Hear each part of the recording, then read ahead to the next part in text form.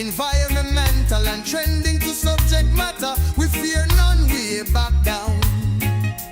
Freedom of speech is enshrined in the land. God, we freedom, jealous and they in Cuba. Welcome, brothers, welcome, sisters, back to the second part of our program on Saturday. And you are with the Studio Galaxy 473. Always remember, the number to call is 536-2558. We provoke discussion. We fear no subject matter. And this period of the time, it is pure politics. And the question today is, are you concerned about corruption? Does corruption in Grenada concern you? Is it important to you? I am concerned. Every country you go in, there will be corruption. Man is not perfect. But are you concerned? Because in Grenada today, the rumors and the speculation that is going on is over and beyond. Throughout my lifetime, and I've been in town for a while, long, I have never heard that. There's always issue about corruption in government. There are times when you hear government, particularly when government dealing with mega projects that have failed. And people accuse government for standing security, giving concession to companies that fail. And we say it is corruption. But we don't hear that the minister or the politician benefited from that project. The project failed. The government provide concession or guarantee security, and the project failed. So it might have been bad management or bad decision. But we didn't hear that the government benefited financially from that fit. So let me give you an example. You leave a car for a relative or partner to sell. You didn't tell them how much to sell the car for.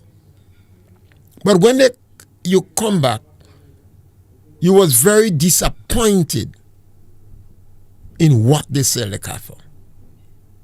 You expected them perhaps to sell this vehicle for $40,000, $50,000. And they sell the vehicle for $120,000. And you angry, you upset. Was the person corrupt? Did they benefited from the sale? Did they sell the car to a friend or a relative to give a deal? Or did they genuinely did not know the value of the vehicle? It's two different issues. Mm-hmm. In today's dispensation in Grenada, what we are hearing is open corruption. And it seems that the government of Grenada have a policy of corruption. And let me tell you why. And I believe when you make a statement like that, you must say why. Because that is not easy to say that the government have a policy of corruption. Very early in the day, we heard that the government accepted gifts well over $30,000. That is a lot of money. A politician not supposed to accept gifts. Yes, people will give politician gifts. And I'm not talking about a bottle of wine or a bottle of rum. But if somebody give you something, a company give you something in excess of $30,000, the Integrity Commission, you're supposed to bring it to the Integrity Commission and say, we're dealing with this company, and he gave the minister a gift of 30,000, and here is it. And the Integrity Commission might, perhaps even with your advice, might sit down and determine, let us give it to the Ministry of Education and the Ministry of Health. And if they give you a car, they will say, well, Ministry of Agriculture need a car, so we'll give it to agriculture. But you, the minister, must not benefit or appear to benefit directly from that gift, because it could be interpreted as bribery. We have heard that number 10, about $160,000, and that figure has been very consistent. Receive a gift of $160,000 to jump the fence with drama. We have heard Ron, another minister, speak about a glorious offer. We understand when we, based upon the information we got, we quantify that glorious offer to be $100,000. We understand that he was offered 60 and he disagreed. So they pop it up to 100,000. Publicly, Ron not supposed to be in cabinet, but practically, based upon the information we have in cabinet. So they talk about removing him from cabinet. It was for public consumption. We heard statements from the Prime Minister to the effect that he was paying money for good relationship. Well, if you pay money for good relationship, that is tantamount. It is reasonable for the ordinary, unsuspecting, or the uneducated man to assume that that is bribery. You can pay money for good relationship. A child cannot pay money to a teacher to fix the grade. You can pay money to your boss so the relationship between your boss is improved. Parents have sent extra teachers and provision and, but not to treat the child in a special way. So if the Prime Minister of a country, there is statements that the Prime Minister make a statement and say he paid the money for good relationship, the Prime Minister need to be taken to task for that. That never happened. When the government came into power, they raised the traveling by $2,000. And they gave reasons for that. And they accused the previous government of getting gas. So they raised it. So one have to assume that they're not getting any gas anymore. We were told is to pay driver. A lot of lies around there. Then the government raised the salary again. Almost by 300%. And then the government provide a vehicle for people in their constituencies. Now, I don't think anybody in Grenada who is interested in the politics don't hear these things. There's a lot of people that don't hear. We have some young people, they have the phone in their ears every day listening some of the dance hall music and them bad boy in Jamaica. They don't know, they don't hear this thing going on. But if you are interested in politics in Grenada, if you're a policeman, a public officer, a journalist, the people in the diaspora, you'd have heard all these things. Are we concerned? The government suspended the debt. They suspended debt payments.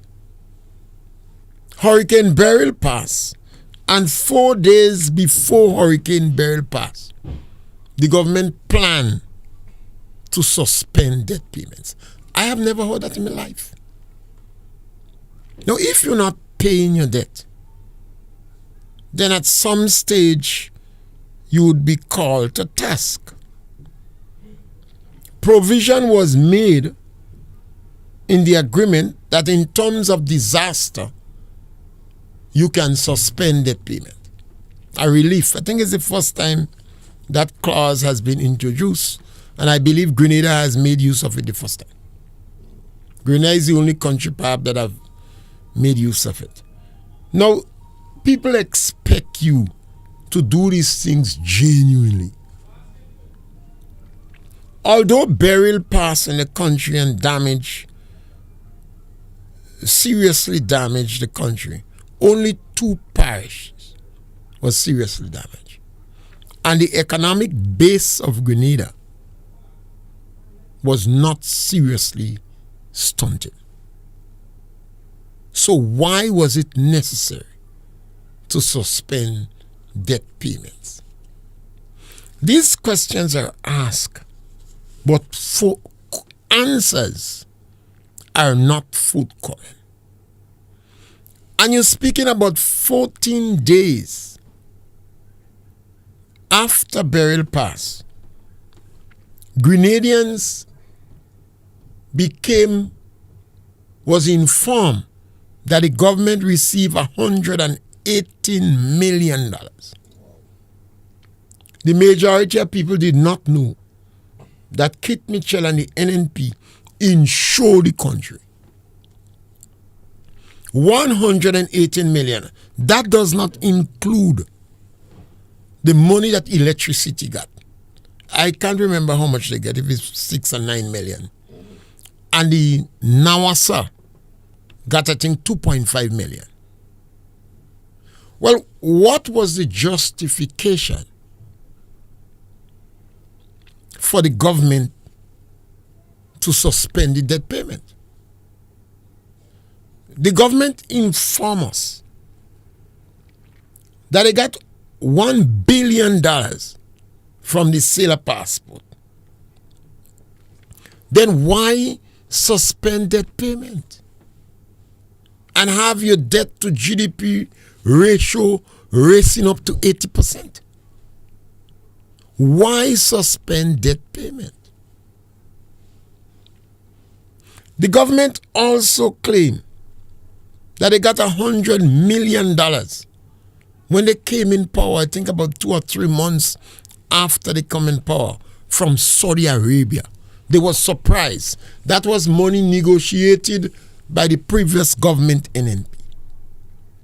The government told us in a very exciting manner that $530 million they met in the treasury. So whether they was planning to take loan to make payments, they did not have to do that again. And I say all these things to ask you the question: what was the justification?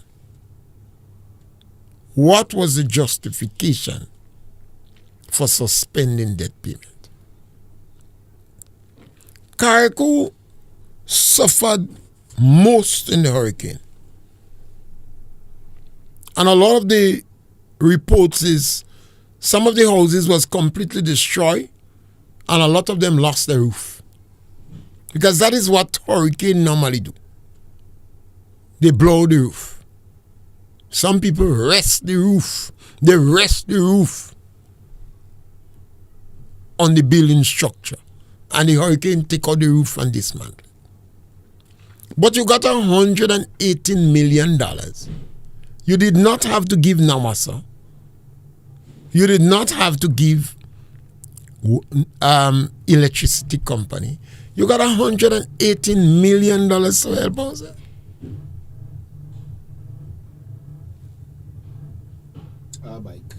So why was it necessary to suspend the debt payments? Now, I say these things because I believe that none of us could say we don't know.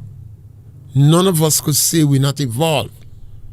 when our leadership make these glaring blunders, it is a reflection of us in the country. So if we tolerate and we don't speak about the corruption, all of us are guilty of what is going on. Now let us continue. The Grenada Development Bank, since 1973, the laws and regulation of the bank states that politicians, directors, and politically exposed people ought not to get loan from the bank. It is not that they don't qualify.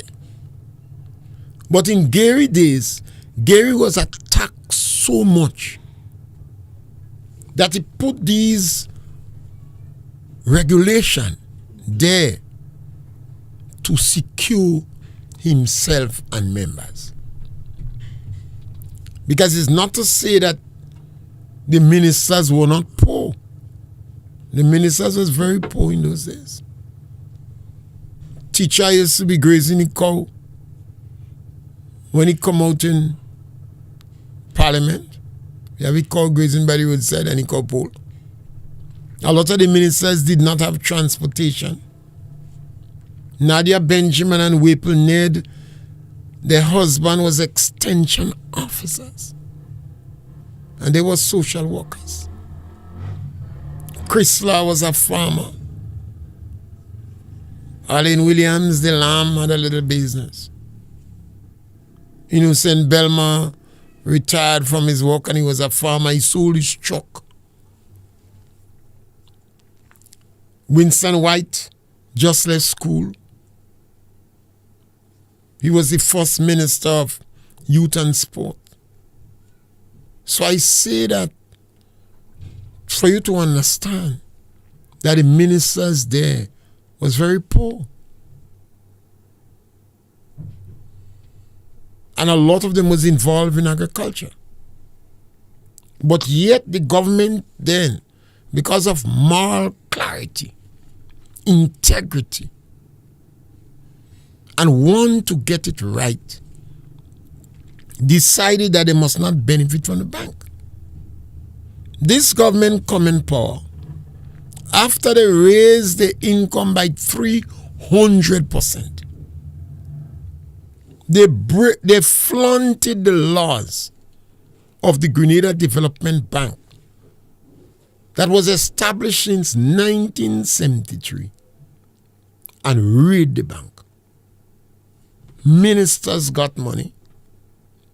It has been widely rumored that Andy Williams benefited immensely. Other ministers too, directors of the board, and some of the NDC heavyweight. And the prime minister say, well, they qualify. Well, what the prime minister should have done was to go to parliament or cabinet or what and amend the regulation. So it would not have been illegal. It might have been immoral, but it would not have been illegal. We heard the stories of National Lottery. National Lottery was started in 1979 by Maurice Bishop, imitating the St. Vincent model. We have heard about issue in National Lottery, issue of sex issue and etc. But we have never heard that level of corruption in National Lottery. One of the government-owned ministers, Lacrette,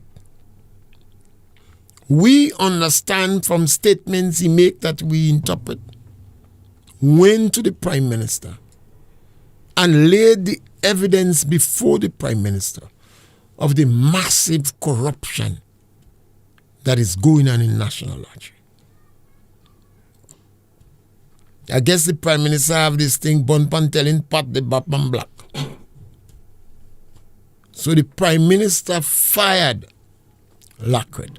I have never heard that in my life. When I say this NDC have a policy of corruption, these are some of the factors that have advanced. He fired in America, there is American term, whistleblower. The man who went to him. And I think Lacquette did it because his conscience pricked him. He couldn't take more. Pressure. He was on the platform when the Prime Minister was dabbling in the occult. And as somebody who professed to be a Christian and had a life jacket on him, you have to be very careful about symbols. I know, he's a Catholic, the cross. He put a life jacket on him. And a life jacket is to rescue people or to save you from drowning, I think. So the weight and the burden of that life jacket tormented him. He couldn't take the corruption. The workers, we understand, in the company call on him. We have never seen that before.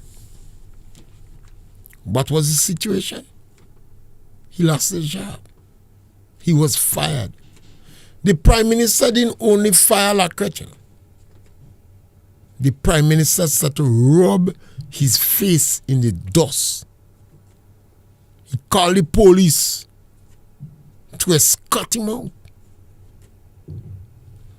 Now, where are our referees?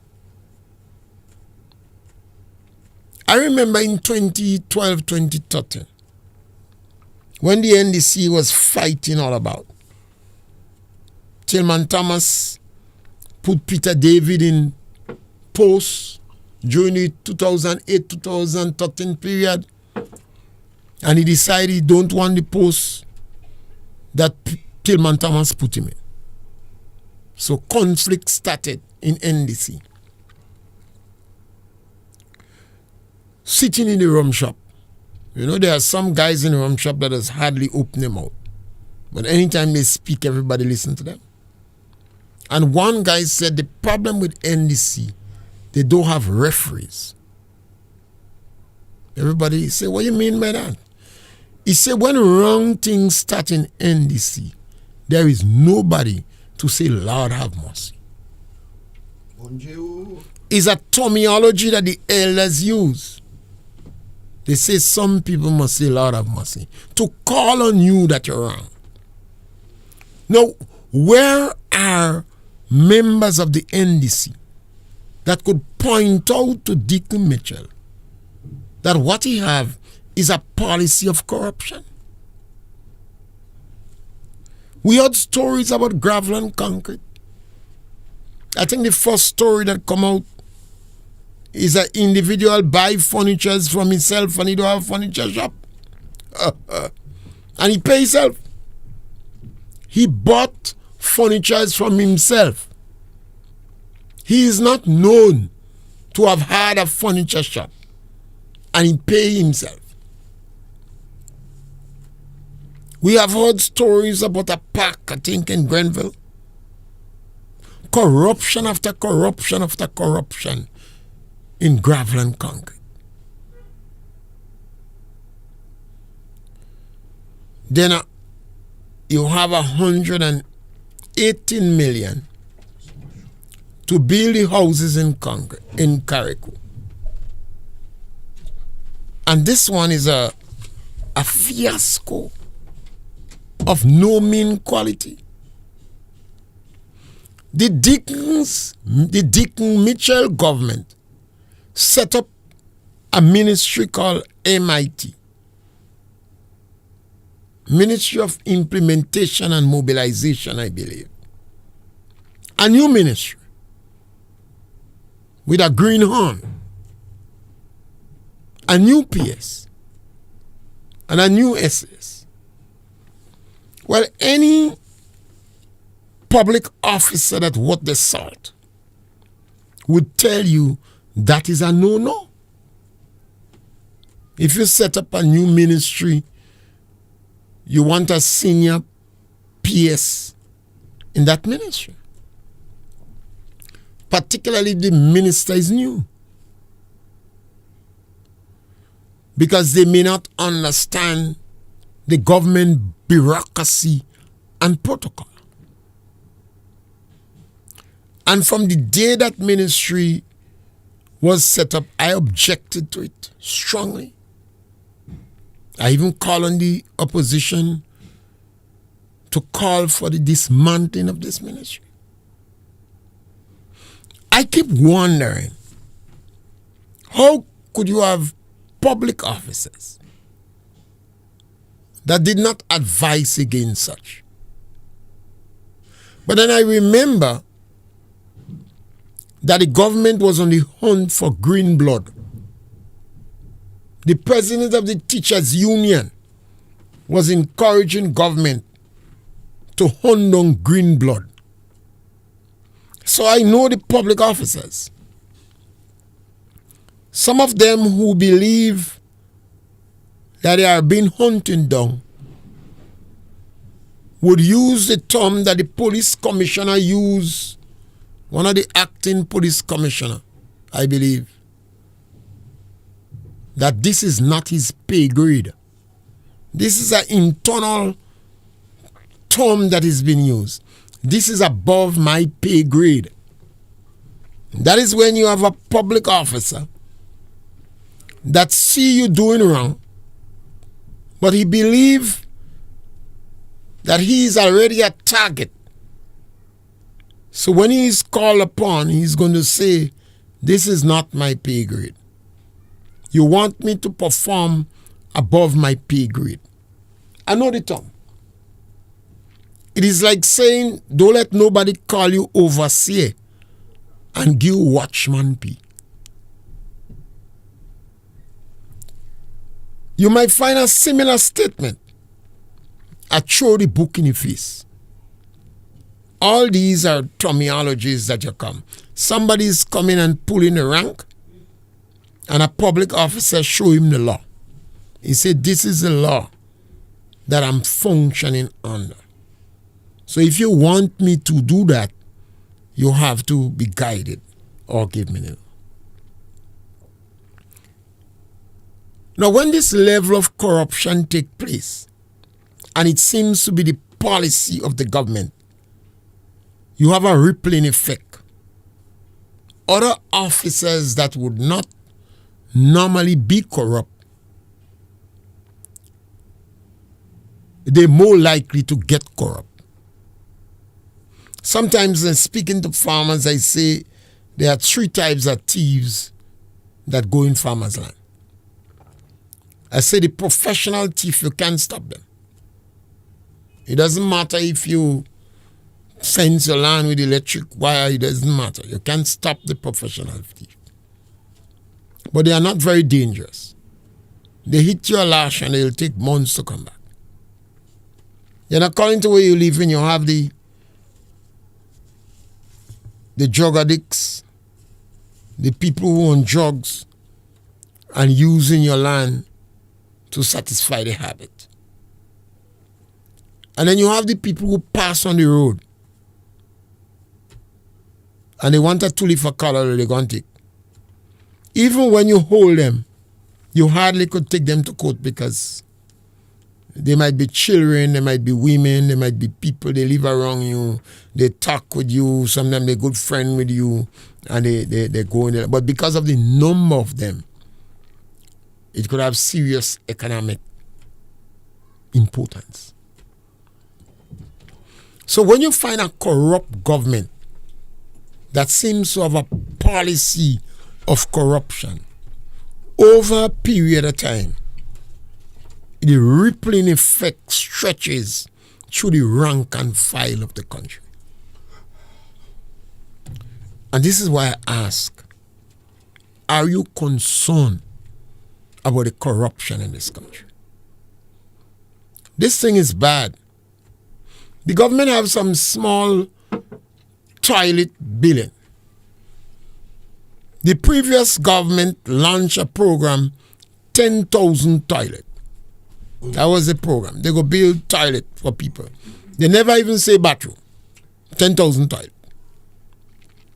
And they had people going around and build toilets. So when they start somebody toilet, within the space of 2-3 weeks, they finish that program.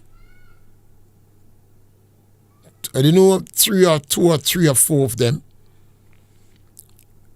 They build the toilet and bathroom for the person. And between 2 or 3 weeks, they finish the program. Based upon where the person was situated, that will cost them $10,000, $12,000. They finish the program in 2 or 3 months. 2 or 3 weeks. Now tell me, how come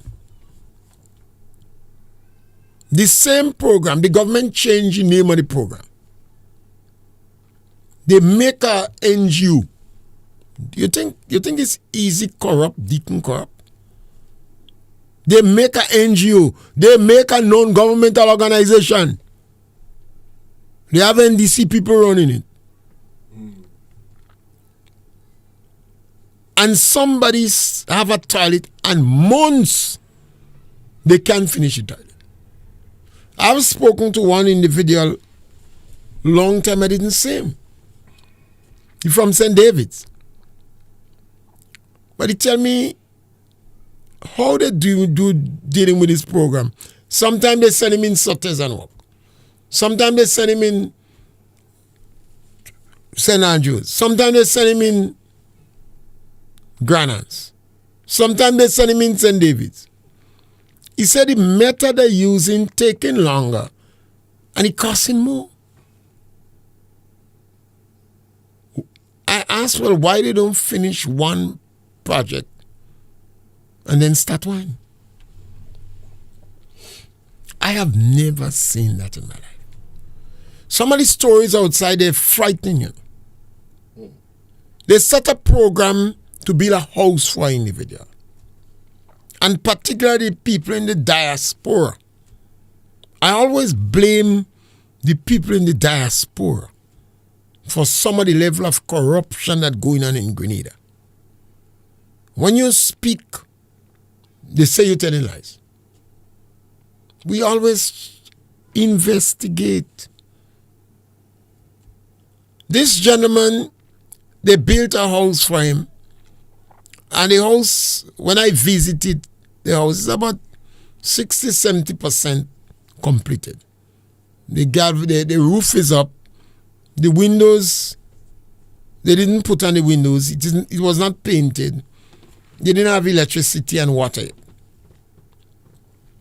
But it appears this individual was on social media.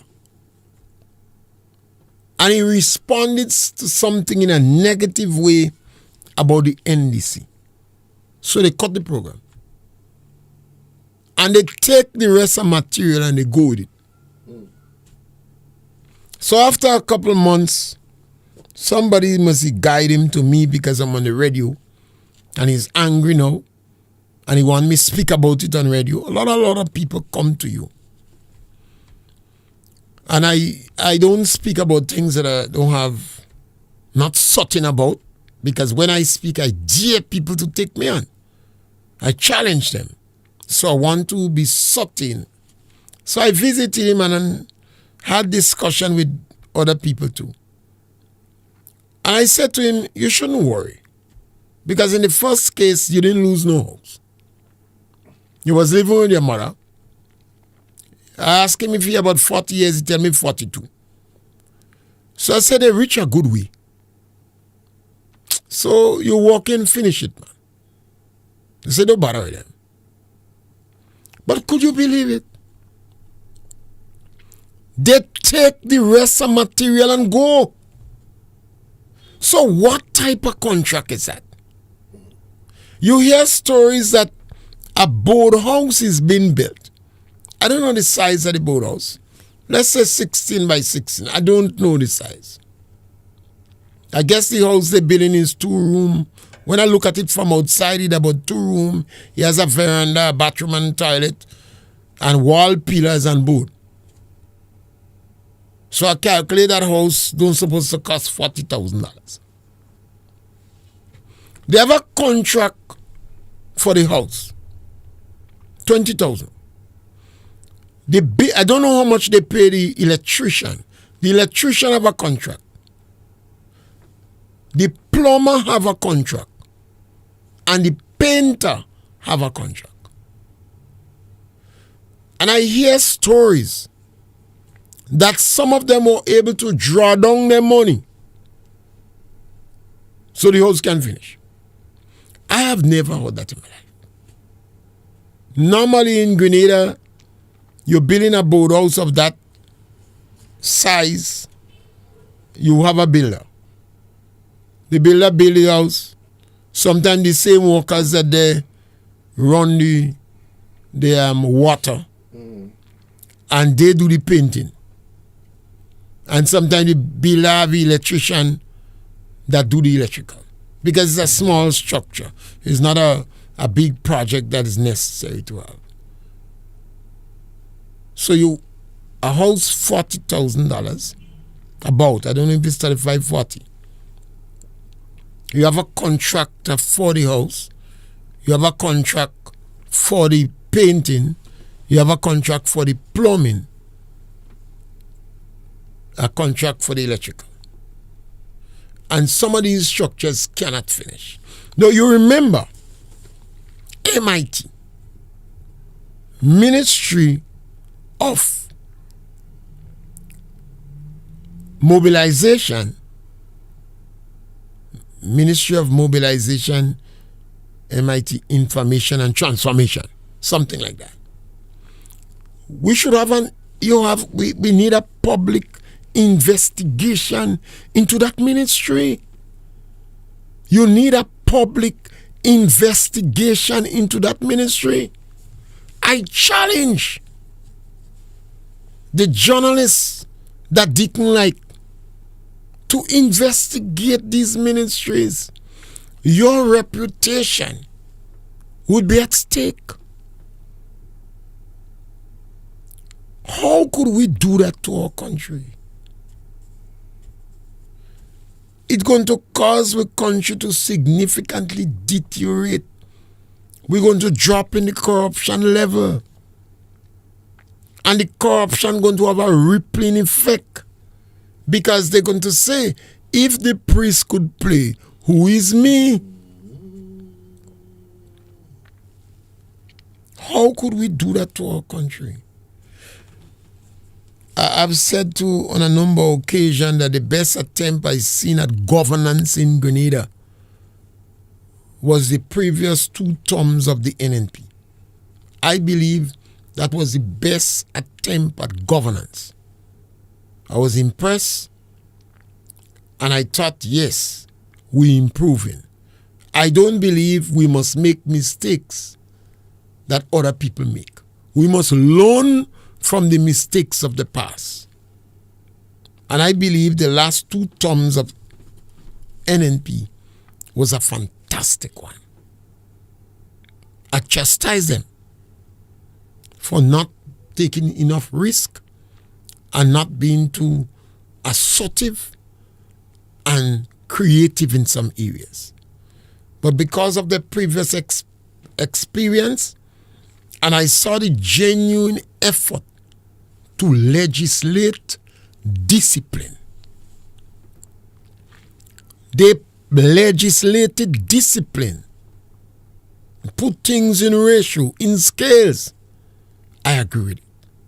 When they move the Procurement Act, that you cannot have a contract for more than $15,000 without going through the bidding process.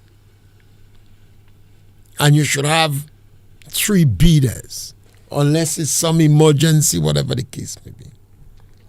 I accepted that to avoid the fronting, to avoid political politesse, to avoid and protect ministers from corruption.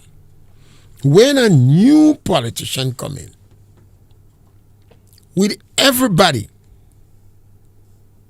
at the hem, brand new, and decided to change the procurement legislation from 15,000 to 100,000, I saw it as a deliberate attempt to rob, to thief Grenadians' money. So I believe Deacon Mitchell came into government to thief. I firmly believe that.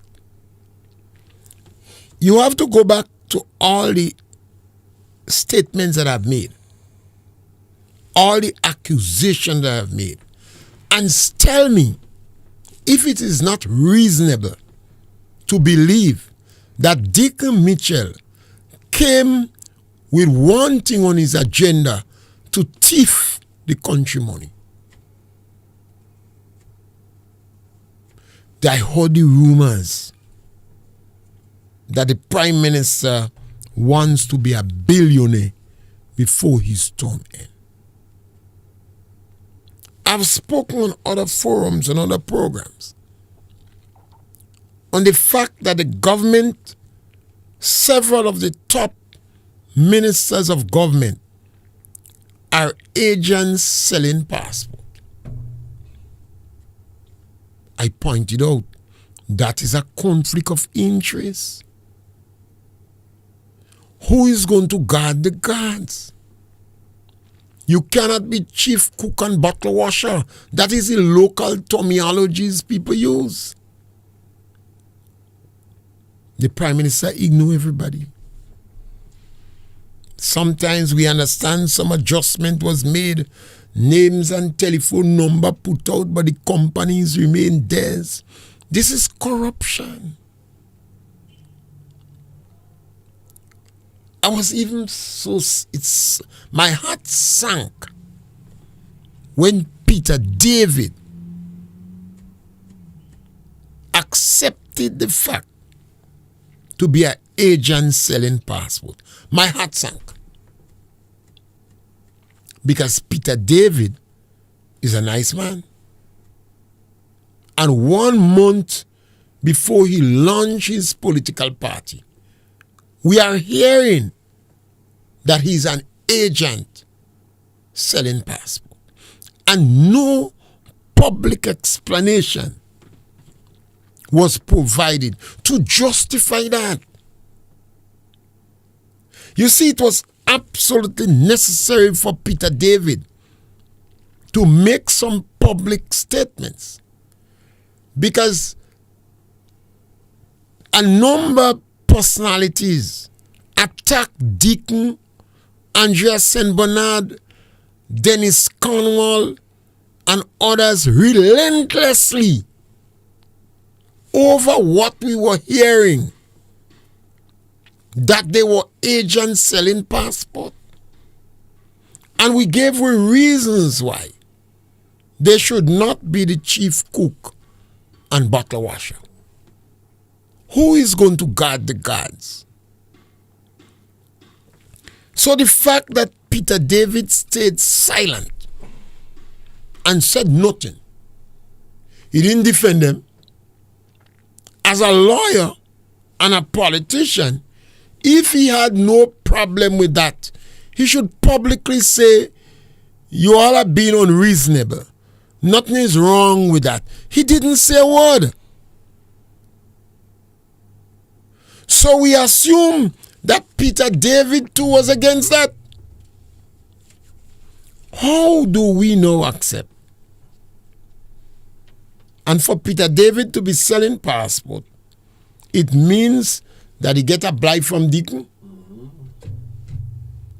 Is it not reasonable for us to believe that Peter David and Deacon Mitchell have an arrangement? Or we ask you, we said a lot of time, we ask the question, who sent Deacon Mitchell? We also tell you that Peter Davis is a shell, is a Trojan horse. He is fronting for the communists and the extremists in our country. So is it not reasonable for us to believe maybe the same third party are directing these two individuals? This is unethical. We saw the massive deterioration in moral clarity in our country. I have said repeatedly that I don't know. I had a lot of respect and faith and belief in a public officer by the name of Richard Duncan. Most times we don't express our views on people we believe have contributed significantly to the country. And I have always speaking glowing terms about Pamela Steele, Gloria Payne Banfield, Jeanette Dubois, Clarice Charles, Vira McQueen, even Dennis Peters. She had a short stint as PS, and I speak about her. Mama, we used to call her Mama. It's easy for me to remember Mama than Miss Isaac. I think there was, it was easier for me to remember, always call her so. These people was seen as top public officers that full of integrity and moral clarity. I remember that she pulled up a young man working in agriculture. She said, I heard that I think that was Pamela Steele, that you smoking weed and you on drugs. Call the boy in the office. And she did not used to speak very gentle. And scold him and chastise him that you is the breadwinner in your family. How you could do that? She said, who tell her to, And the guy was mad. He tell her that wasn't true. But he used to smoke within truth. He used to smoke too much. And he come outside and he want to take on the person. She said, tell her. I remember saying, keep yourself quiet. Probably man, she shouldn't say who tell her, but you know you're smoking weed. Behave yourself, you're smoking weed too much. Stop. We cooled him down. Although we believe the guy shouldn't tell her at that time. Everybody young. But I think that changed him too. Because he continued to stay in the ministry till he retired. I believe that changed him too. I saw one of the PS ragged up another girl. And she said, man no good. About 3 PS turn on her. What you know about man saying man no good? Stop that. She went on to be the manager of a radio station. So these people, they were seen more than just government professionals. There seems that they took interest in individuals.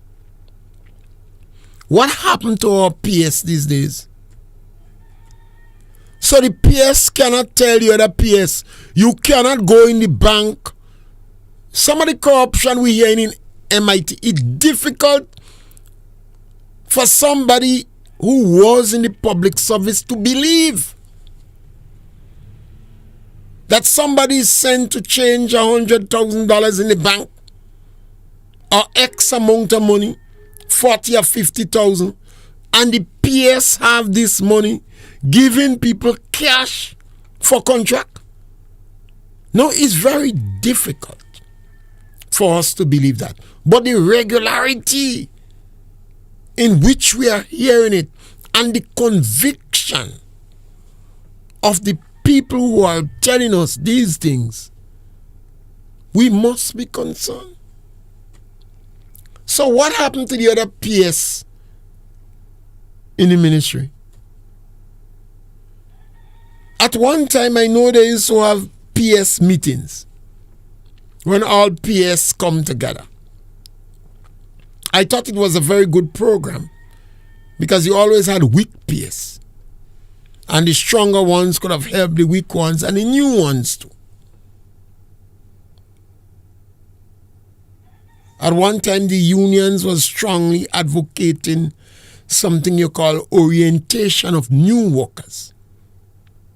And executive members of the Public Workers Union and permanent secretaries was involved in those programs. So what happened to these things? Do you have, over the last 3 years, have you ever had a meeting with new PSs and old ones, so that the new ones could learn?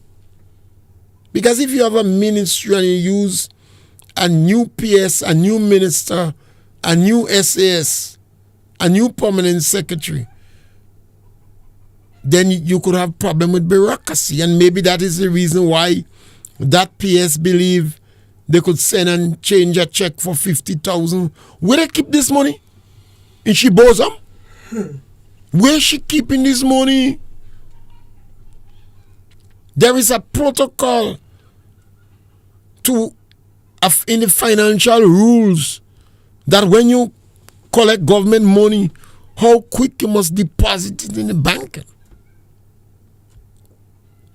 Have we walked away from all these rules and regulations?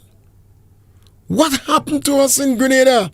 The previous government legislated economic discipline. The problem with a lot of the bankruptcy and corruption in the Caribbean is because we lack discipline. So Kit Mitchell and Gregory Bowen under the NNP legislated economic discipline. That is why I asked, where is Richard Duncan? Because I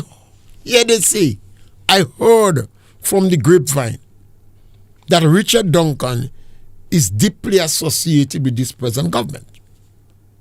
And it's very difficult for me to believe that this public officer, we believe, that advocated to walk the straight and narrow, is now tolerating these crooked thieves.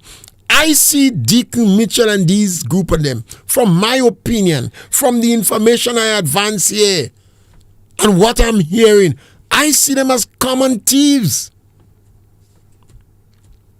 How could we tolerate that? Why are we deteriorating our country? You have to understand, I am not somebody that believes in reparation. I don't believe the white man should give the black man 1 cent for slavery. But if you get money, take. Don't refuse money. If manna fall from the sky, give you. But I don't think you're justifying asking, because you sold your children in slavery. You sold your children in slavery. You was part of those who caused slavery. And the reason we remain in slavery for so long, because we had people who propagate and perpetuate it. And the slaves themselves, they said they afraid lash. They should burn down the plantation with greater regularity. You have a handful of white people and you afraid them. Today in our society, where are the permanent secretaries to advise Deacon Mitchell that if you continue on that trajectory, the economy would be in free fall and we will have to go to another structural adjustment program to remedy this country? I wonder if the unions are hearing about. And they must hear. Because the public officers are part of the members and they would be giving them information.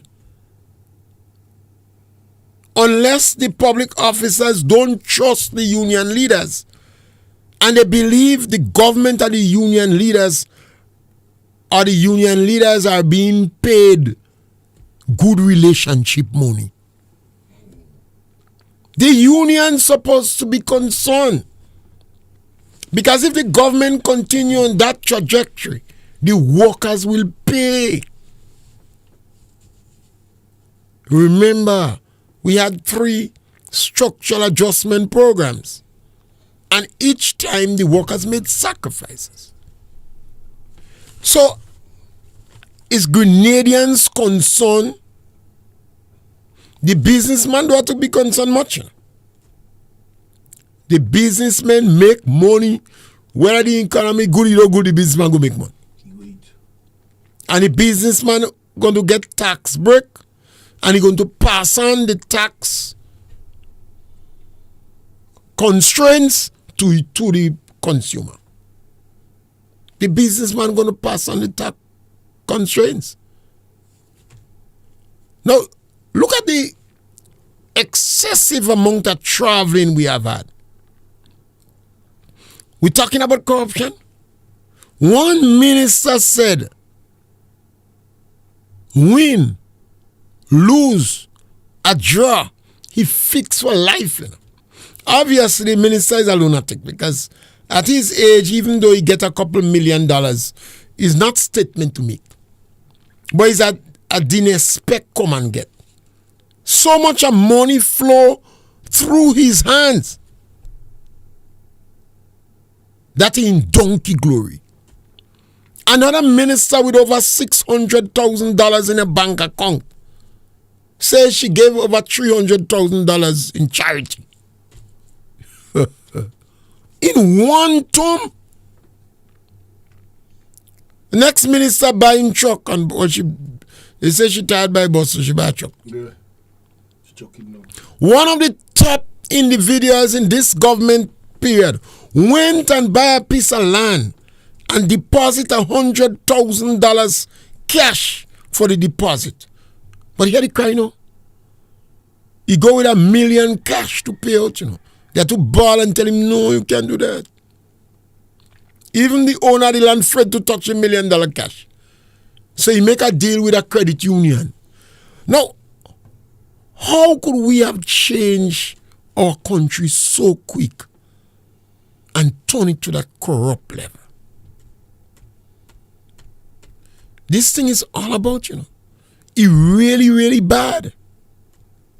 I appeal to the people in the diaspora who jumping up for Deacon. What's going on in Grenada is robbery and thief. And there are a lot of people that it's difficult for them to say that. And I understand. There is repercussions. When you speak, I lost $9,000 they didn't give me as a result of burial, a couple bags of manual. They're so vindictive. Why waste time trying to stop me from a few bags of manual?